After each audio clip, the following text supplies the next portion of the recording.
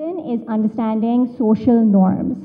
So these are standards or unwritten rules that we as a society or as a group adopt to govern behaviors related to any domain.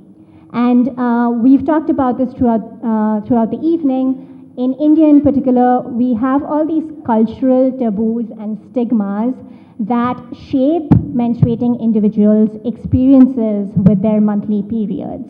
And to my understanding, there is not really that much concrete data apart from anecdotes about the extent of these taboos. And at the beginning, Padma Priya talked a little bit about the study that we are doing with Sanitation First. And so this is where we wanted to start filling some of these gaps. So here we are basically doing surveys in 118 schools in the district of Tiruvallur. And we just completed a baseline study earlier this year, and we surveyed about 1,500 girls and boys and 118 school representatives to understand the extent to which these social norms are pervasive. And we collected a lot of data, but I would just like to provide a little bit of flavor about what the evidence showed us. So for example, in our sample of students, and these were grade 8 students, we found that 70% of boys and 40% of girls believe that periods are a disability.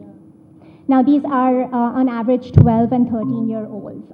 And you might say that these are children, so it doesn't really matter, but I would argue that it does because it's probably reflecting what they are hearing day in and day out.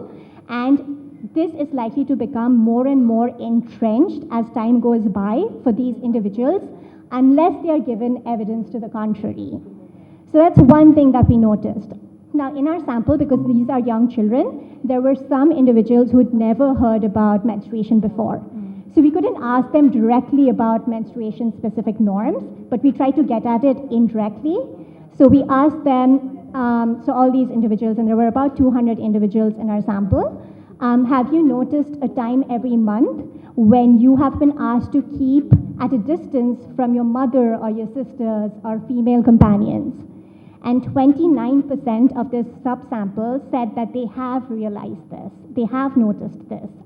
So this indicates how pervasive these deleterious and harmful social norms can be. And then the last thing I'd like to mention on social norms that we found was in our sample of girls, again 12 to 13-year-olds, who have started menstruating, 5% said that during their last menstrual cycle, they were asked to eat separately from other individuals. Now 5% might not seem like a lot, but it's not trivial, and Tiruvallur is not one of the districts which is experiencing the worst socioeconomic outcomes, right? It's relatively better off, it's close to Chennai.